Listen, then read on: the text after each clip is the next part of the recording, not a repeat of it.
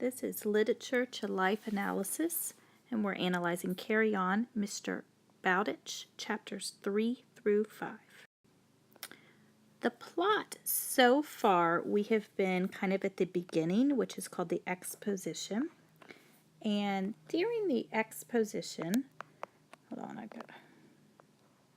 during the exposition, you are mainly introduced to the characters and the setting.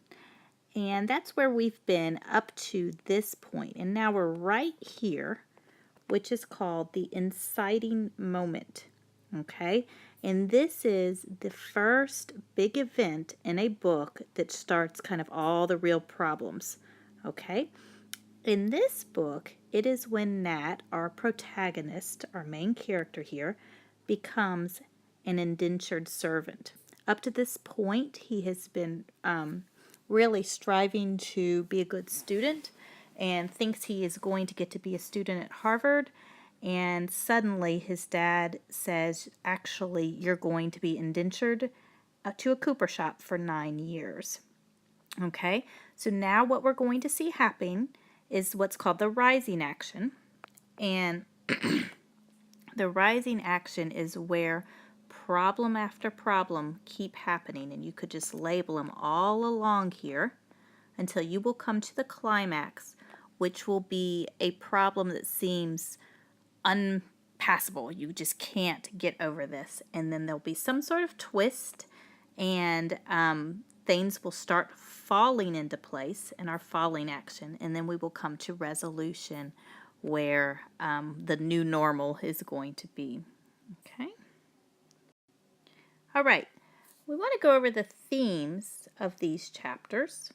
One is simply that boys don't blubber. Okay, and Nat perfectly accepts this news and, is a good example to his sisters.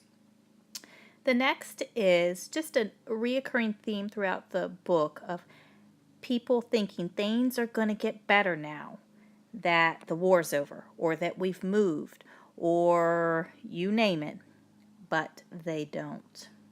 Okay? And this book is going to explore why are things not getting better, and, kind of goes back to a theme also of hope. What do we put our hope in? Okay? Another big theme is the value of education. Okay, throughout this book, Nat's hope, not throughout, but mainly will end up in education. Okay, he's a book learner. All right, and I completely agree in the value of education. I want to encourage you to read a present day book called I Am Malala. It's written by an older teenage girl from Pakistan. And the reason I'm urging you to read this is she has to fight for the right for education, particularly for girls in her country. And in our setting in the United States, where education is basically a given, we can lose sight of how precious the value of education is. So I want to put in a little plug for that book as well. Once again, how many of our circumstances are the result of luck versus our own actions? Okay, so this goes kind of right back here to things aren't getting better, I must have bad luck. Is that the deal? Or are things not getting better because of something I'm doing and it's a consequence of my actions? Okay, in these chapters of the book, the grandmother kind of is our theme stater for the book. And she has a great quote to give you an example of this. And she's talking about Nat's father. And she says, if he put more rum in barrels and less in, and then she kind of just stops, but we know it's in his stomach. She said, then things would get better. Okay? So, so she's kind of stating that it's his own, his circumstances are because of his actions, okay? This is also a good place where this quote is to look at situational irony, okay? That's where the situation is a little different than what you would expect. So, Nat's father said, "You're going to have to man the cooper shop today because I have to go into town." Well, he was going into town to drink, okay? And the situational irony is Nat couldn't get an education, not because there was so much work at the cooper shop or anything, but because his father was being irresponsible and drinking. If his father would have been doing what he should have been doing and manning the cooper shop, then Nat could have been getting his education. Okay. All right. I want to talk about a literary technique called allegory that we see in this book in these chapters. And an allegory is a word picture to help you to understand a theme, a main theme of the book, okay? So the book refers to an earlier time when the father had had a very bad shipwreck at sea, and just that was the beginning of basically his, life being wrecked, okay? So it's going to compare, and this is what an allegory is, the actual thing that happened that wrecked his ship to how present day life is kind of being wrecked for him. Okay? So the actual, thunderstorm symbolizes bad times. Okay? And then the anchor to windward, where he would put an anchor trying to stay away from the actual lee shore, from the shore that's closest to him, it symbolizes mother, his wife, okay? She was an anchor keeping him from this lee shore. Well, what's the lee shore?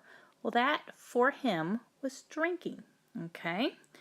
Well, mother dies, okay? So then you have Granny is the last anchor to keep this father from the lee shore of drinking. And then eventually Granny's going to die. And a shipwreck symbolizes just a complete wrecked life, wrecked family life, things like that. Okay? So we can better understand the situation of his actual life and what was helping to keep him from drinking and why did he not stay away from it and all that kind of thing through looking at the picture of a storm and how there's anchors and there's a shore to stay away from. Okay? So we're going to take that a little further to analyze our own lives in our thinking activity. Okay? I want you to write down, what are the anchors in your life? Okay? Maybe mom and dad, maybe a brother or sister, maybe a friend, maybe your education, maybe your favorite hobby or an activity or school, or what are the anchors in your life? Okay? What is the last anchor? Something that if this goes away for some reason, you just don't know what you're going to do. Okay?